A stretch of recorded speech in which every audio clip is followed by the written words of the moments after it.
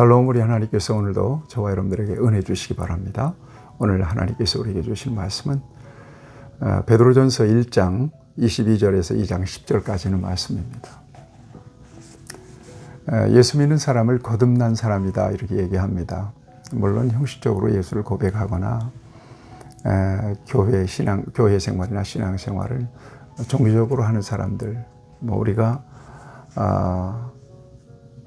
속단할 수는 없는 거예요. 그렇지만 그런 사람들은 온전히 거듭난 사람은 아니겠죠.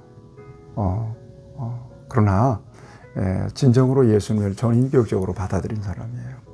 그리고 예수님으로 인하여 그 모든 죄를 용서받았다고 믿는 사람이죠. 그리고 그 같은 사실에 감격할 수 있는 사람이에요. 그리고 그 감격, 그 기쁨이 인생 전체를 핸들링 할 수 있는 사람이죠. 그러므로 그 은혜 때문에 하나님께 영광과 기쁨과 찬송이 되는 삶을 살기를 원하는 사람. 또 인생의 주권이 하나님께 있다. 하나님 살아계시고 내 안에 모신 예수님도 내 안에 살아계신다. 주님의 통치를 받을 수 있는 사람, 지배 아래에서 살아갈 수 있는 사람, 이게 진정한 거듭난 사람이죠.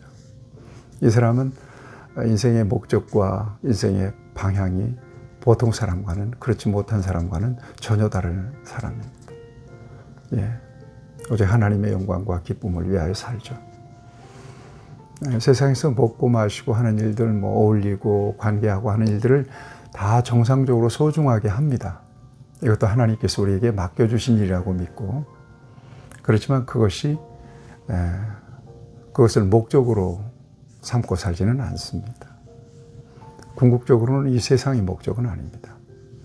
예수님 안에서 분명하게 약속하신 영원한 하나님의 나라가 목적이죠. 왜 그런가 하면 이 구원이라고 하는 것은 하나님의 완전한 선물이기 때문에 그래요. 하나님 우리에게 주신 거예요. 내 노력으로 된 거 아니에요. 내 능력으로 된 거 아니에요. 너희가 그 은혜를 인하여 믿음으로 말미암아 구원을 얻었나니 이것이 너희에게서 나는 것이 아니요 하나님의 선물이라고 분명히 말씀하고 있잖아요. 예수님이 내 구주라고 믿어지는 것, 눈에 보이지 않는 하나님이 살아계시고 하나님께서 내 인생을 다스리시고 통치하신다. 이걸 믿음으로 살아가는 것은 인위적으로 될 수 있는 게 아닙니다. 하나님께서 우리에게 일방적으로 주신 선물입니다. 그 가치가 내 인생에 있어서 절대 가치가 된다는 이 신앙과 고백을 가지고 살아가기 때문에 목적이 하나님이지 나 자신이 아니란 얘기입니다. 또 내게 맡겨진 모든 일들은 다 하나님께서 하나님의 영광을 위해서 그야말로 맡겨주신 은사, 달란트로 여기는 겁니다. 내 인생 전체가 선물이 되는 거죠. 나는 내 인생을 하나님의 목적을 위해서 관리하는 관리자에 불과한 거고요. 자, 이렇게 완전히 가치의 변화가 일어난 사람. 이 사람의 삶 가운데서 나타나는 중요한 열매가 하나가 있습니다. 그것은 바로 사랑입니다. 기독교의 중심은 사랑입니다. 하나님의 세상을 이처럼 사랑하사 독생자를 주셨으니 이는 그를 믿는 자마다 멸망하지 않고 영생을 얻게 하려 하시니라. 그러니까 그리스도인들, 진정으로 거듭난 사람들, 하나님의 인생에 대한 주권을 인정하고 살아가는 사람들, 임마누엘 되시는 하나님이 우리와 언제나 함께 계신다고 믿는 사람들, 그 사람들에게서 나타나는 가장 중요한 열매가 바로 사랑입니다. 또 하나는 구별됨입니다. 세상에서 불러냈잖아요. 특별하게 구별됐다는 말이 이게 거룩하게 뭡니까? 성별했다는 것을 의미하는데요. 그래서 성도 그러지 않습니까? 그렇기 때문에 예수 믿기 이전과 예수 믿은 이후의 삶은 전혀 그 양식이 다르죠. 나타내는 열매도 다르고요. 오늘 본문은 그 같은 말씀들을 우리에게 주고 계십니다. 자, 22절에 보면 너희가 진리를 순종함으로 너희 영혼을 깨끗하게 하여 거짓이 없이 형제 사랑하기에 이르렀으니 마음으로 뜨겁게 서로 사랑하라. 마음으로 뜨겁게 서로 사랑하라 그랬습니다. 그리스도 안에서 거듭난 사람, 그 은총의 빛에 노출된 사람은 이 같은 사랑이 생활 속에서 열매로 드러날 수 있어야 된다는 것입니다. 여러분 피차 사랑하시는 저와 여러분들이길 바랍니다. 교회는 구원받은 공동체. 그러므로 교회에 있어서 가장 중요한 열매는 사랑입니다.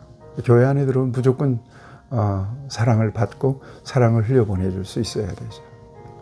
이게 뭐 내가 사랑해야지 이런 어떤 의식적인 사랑보다도 내가 받은 구원의 은혜, 하나님의 사랑을 이렇게 반사해 주는 것입니다. 1만 달란트 빚을 탕감받은 사람이 형제를 사랑하는 100데나리온 빚진 자도 당연히 사랑할 수 있어야 된다는 얘기입니다. 그런 차원에서 이 사랑은 예수님 안에 있는 가장 중요한 열매예요. 거듭난 결정적 증거이기도 하고요. 예. 오늘 우리가 거듭나는 것이 아까 얘기했죠. 거듭나는 것은 인위적으로 된 게 아니다고 23절에도 말씀하고 우리가 거듭나는 것은 썩어질 씨로 된 것이 아니요 썩지 아니할 씨로 된 것이니 살아있고 항상 있는 하나님의 말씀으로 되었느니라 그랬습니다. 생명의 말씀이죠. 진리입니다. 진리가 우리 속에 들어와서 우리의 영을 고치고 우리의 영을 구원하는 것입니다. 살아있고 항상 있는 말씀, 그 말씀의 실체가 누굽니까? 진리의 실체가 누굽니까? 바로 예수 그리스도. 진리는 예수 그리스도다. 은혜와 진리는 예수 그리스도다. 요한복음 1장에서 분명하게 말씀하고 계시지 않습니까? 태초에 말씀이 계시니라. 이 말씀이 우리와 함께 하나님과 함께 계시던 이 말씀이 곧 하나님이시니라. 예수님이시죠. 예수님을 통해서 저와 여러분들이 그렇게 거듭나게 됐다는 거예요. 거듭난 사람의 결정적 열매는 사랑이고 두 번째 열매는 구별됨이라고 말씀했죠. 세상과 구별되는 거예요.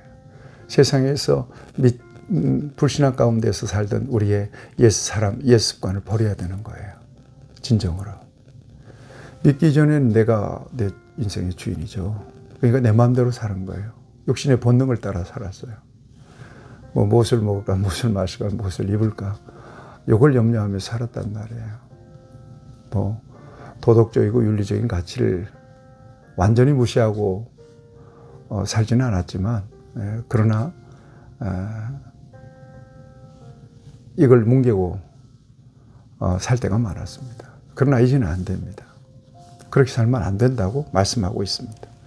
그래서 1절 말씀을 2장 1절 말씀 그러므로 너희 모든 악독과 모든 기만과 외식과 시기와 모든 비방하는 말을 버리라는 거예요.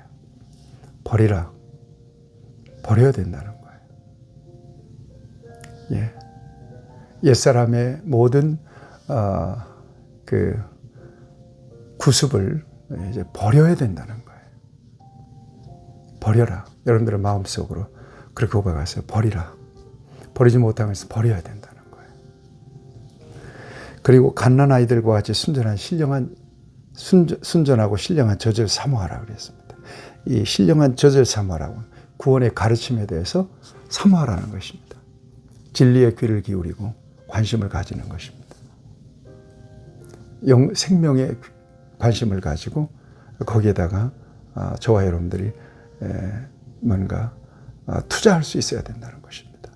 이게 구원받은 사람의 중요한 모습입니다.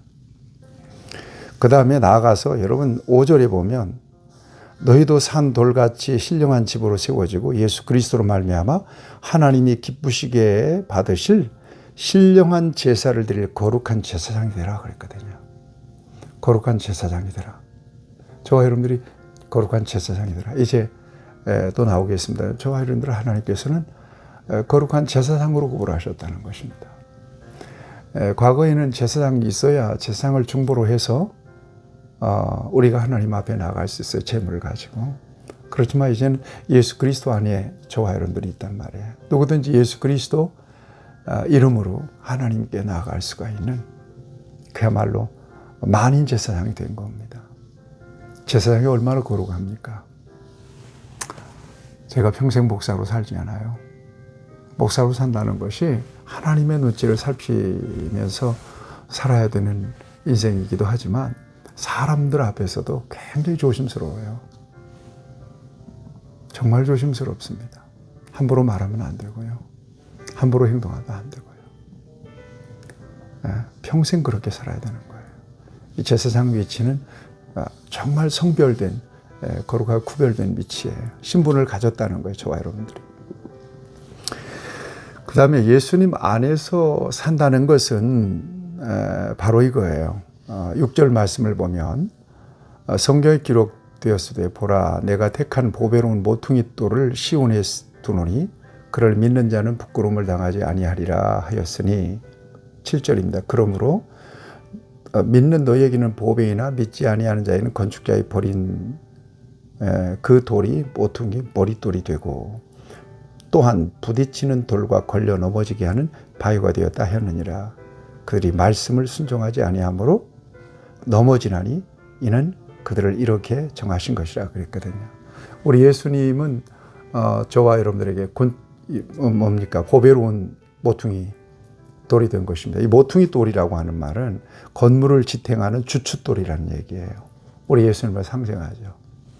그러나 안 믿는 사람들, 불신앙의 사람들은 어때요? 예수님이 걸림돌이 돼요. 예수님 믿는 게 그렇게 거추장스러운 돌이 돼요. 부딪히는 돌이라 그랬잖아요.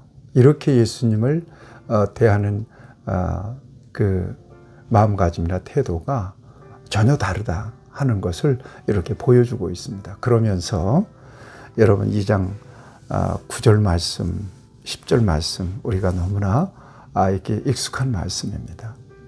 그러나 반전이 있죠. 너희는 택하신 족속의 왕 같은 제사장들이요 거룩한 나라요 그의 소유된 백성이니 이는 너희를 어두운 데서 불러내어 그의 기이한 빛에 들어가게 하시니 아름다운 덕을 선포하게 하려 하심이라. 너희가 전에는 백성이 아니더니 이제는 하나님의 백성이요 전에는 긍휼을 얻지 못하였더니 이제는 긍휼을 얻은 자니라 그랬거든요. 전에는 이제는, 전에는 이전에. 신분의 변화예요. 삶의 변화. 인생의 가치나 목적의 변화. 여러분, 저와 여러분들이 이렇게 바뀐 거예요. 근데 여전히 세상에 우리가 살고 있지 않습니까? 세상은 어두워요. 세상은 죄악이 관영해 있어요. 세상은 마귀가 지배합니다. 그리고 믿는 자들을 유혹하죠. 그런데 이 세상에서 살아가는 저와 여러분들은 신분적으로 영적으로 구별됐어요. 거룩을 지향해야 돼요. 선함을 지향해야 돼요. 세상 사람들과 같이 못 살아요. 그래서 좁은 길을 가는 거고요. 불이익과 손해를 볼 수도 있어요. 그럼에도 불구하고 세상을 떠날 수도 없고 세상에 푹 빠져서도 안 되고 변증법적 존재신앙이라 그래요.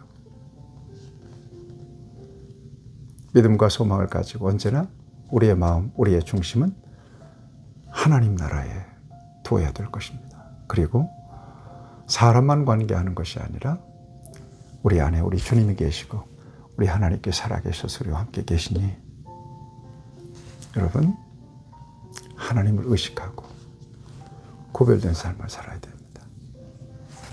하나님을 기쁘게 해야 되니까. 거듭나는 것은 하나님의 선물입니다. 사랑의 열매가 있어야 되고요. 신분적으로 제사장적 위치에서 저와 여러분들이 구별되어야 된다는 것을 잊지 마시고 사시는 저와 여러분들이 되기를 바랍니다. 하나님 아버지, 예수님 안에 있으니 우리 안에 사랑이 충만하게 하시고 또 거룩하고 구별된 하나님의 백성으로 하나님의 영광과 찬송이 되는 복된 삶을 오늘도 살아갈 수 있도록 인도해 주옵소서. 예수님의 이름으로 기도합니다. 아멘. 여러분 승리하십시오.